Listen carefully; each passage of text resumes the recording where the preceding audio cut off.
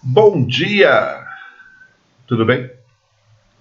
Eu sou o pastor Gilberto e nós estamos nos nossos devocionais diários e essa semana estamos falando sobre a comunidade dos santos, né?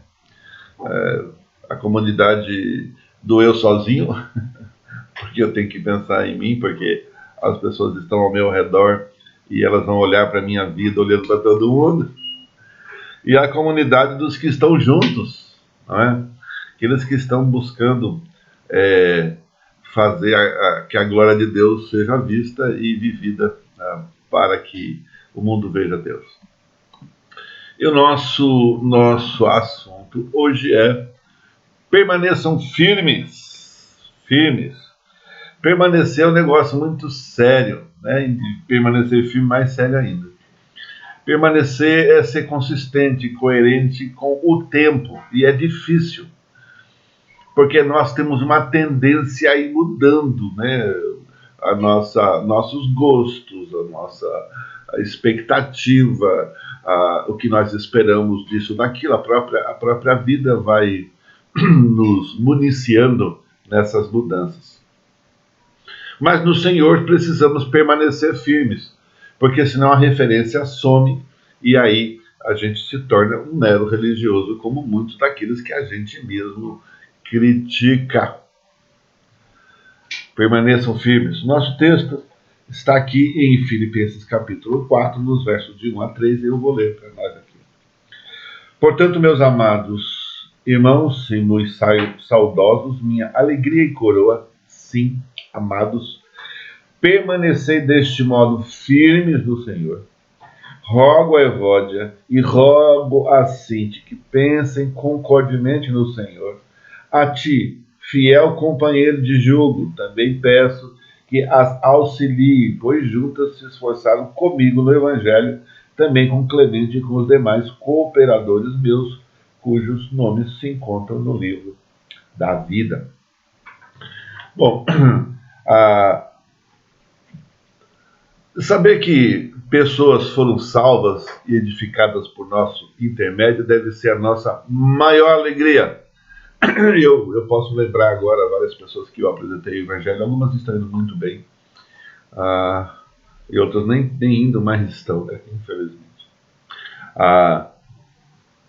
Não serão as coisas materiais que eu possa conseguir, senão a satisfação de saber que de alguma forma Deus me usou para abençoar e edificar a vida de alguém. Lembra, para mim, meu sentido de vida é saber que Jesus morreu e ressuscitou para que eu tivesse vida. Em algum momento da história da minha existência, eu vou receber o mesmo tratamento que a promessa de Deus. Eu vou ressuscitar num corpo glorificado para viver a eternidade com Deus.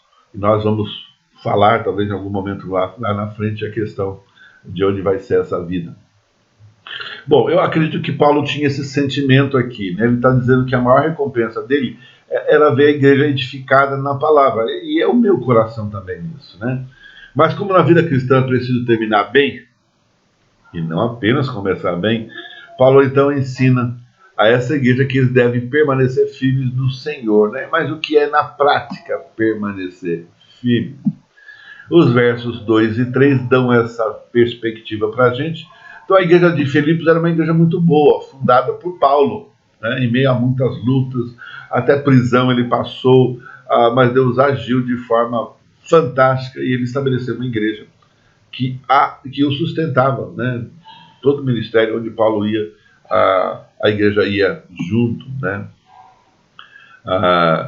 Eu acho interessante a preocupação de Paulo com essas duas mulheres, né, Evódia e Sintique. Por quê? Porque elas estavam desvirtuando o propósito de serem de serem comunidade, de fazer o que é mais importante, ao invés de fazer aquilo que era a vontade de cada uma delas.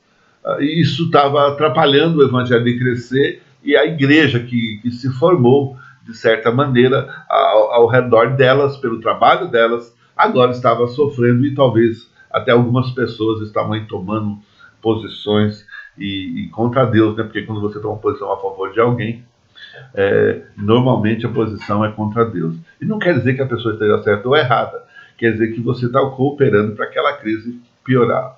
Ah, mas se o outro lado está errado, bom, de qualquer maneira, há a necessidade de tratar isso e não se posicionar apenas. Eu preciso tratar, preciso resolver, preciso saber o que está acontecendo. Ainda que a pessoa esteja errada e você esteja do lado certo, ainda é necessário que você converse, que você trabalhe, que você estabeleça, que traga pessoas para ajudar na solução do conflito e não para ver quem tem mais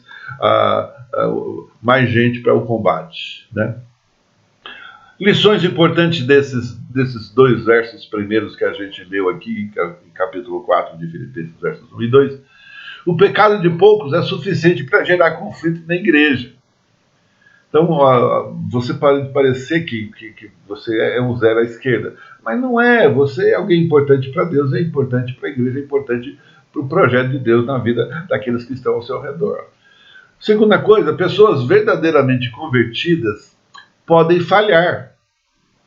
E Paulo afirmou que aquelas irmãs tinham seus nomes no livro da vida. Paulo acreditava na salvação delas, elas eram verdadeiramente salvas, mas pecaram. E Paulo fala, puxa, vocês estavam aqui comigo, lado a lado, e a gente enfrentou tanta barra juntos, e agora vocês estão aí nessa desarmonia. Por que isso? Né? Em terceiro lugar, ele fala, pessoas com problemas de comunhão devem ser confrontadas e ajudadas. E o que a gente acabou falando há pouco aqui. É interessante que Paulo pede para alguém, né? E realmente, se ninguém estiver pronto para ajudar, e não é deixa para lá, tudo bem, não é pôr panos frios no bicho quente, é resolver e tratar. Quem tem razão, quem não tem razão, não tem razão. Quem está certo, quem está errado, mas vamos tratar de uma maneira que não haja ofensas para nenhum dos lados.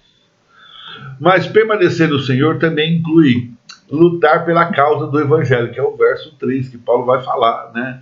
Sim, e peço a você, leal companheiro de julgo, que os ajude, né? Paulo tá aqui exortando ajuda para que o Evangelho não se perca no meio de uma situação que pode ser resolvida, às vezes até de maneira bem simples. O Evangelho é uma causa. Paulo diz que naquela igreja, estas irmãs, bem como Clemente e outros irmãos, foram cooperadores dele. A causa do Evangelho envolve viver de modo digno. Irmão, por mais difícil que seja, por mais que a gente às vezes acaba se deixando envolver por uma coisa ou outra, uma ofensa ou outra, ou nos alcance, seja direta, indireta, ou seja a nossa própria leitura, às vezes ninguém falou nada daquilo que você acabou entendendo, mas infelizmente igreja como igreja é por isso que eu tenho que permanecer firme no Senhor, entendeu? Não é aquele firme em mim, porque eu não sou firme. Quem escolhe o ser humano que é totalmente firme? Mas eu preciso ser firme no Senhor. Grandes homens de Deus falharam. Então, aqueles que estavam olhando para os homens foram para o mesmo lado, da falha, da dificuldade, do pecado, da destruição. Mas aqueles que estavam olhando para Deus, é por isso que Paulo fala, sedes meus imitadores como eu sou de Cristo. E quando eu sou de Cristo, se eu sair fora dessa linha, então o irmão pode e deve me auxiliar a voltar, né? Então, o estilo de vida que eu preciso imitar, que deve ser conhecido de todos, enquanto cristão e enquanto viver o Evangelho da maneira que devo viver. E você, meu querido irmão, nesse sabadão de chuva aqui em São Paulo, compartilhe Cristo, lute pela causa do Evangelho, permaneça firme no Senhor. A primeira luta é essa, permanecer firme. A gente tem uma tendência de ficar bamboleando para os lados, mas permaneça firme. Isso vai fazer toda a diferença na sua vida, na vida das pessoas ao seu redor, naqueles que virão depois de nós, porque você permaneceu firme. Amém?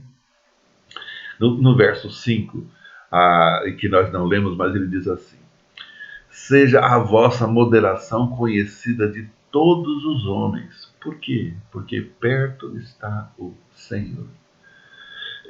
Isso te anima? E me anima demais saber que o Senhor está perto e a minha moderação, minha capacidade de superação precisa estar sendo conhecida e começando em mim. Lembra? O primeiro conselho de Deus para um ser humano foi: controle-se. Essa é a sua parte, meu querido e minha querida. Controle-se, pois perto está o Senhor. Fique firme para a glória de Deus. Amanhã nós temos culto pela manhã, gravado às 9 horas, e à noite, às 18 horas, teremos uma live com o Bruno. Você é nosso convidado, esteja conosco, se você puder. Às 19 no Facebook e às 9 da manhã eu vou postar também. Que o Senhor te abençoe e te proteja, que você tenha um fim de semana lindo, não importa se chover ou não, e que a graça do Senhor te ajude a crescer um pouquinho mais hoje. Amém? Deus te abençoe.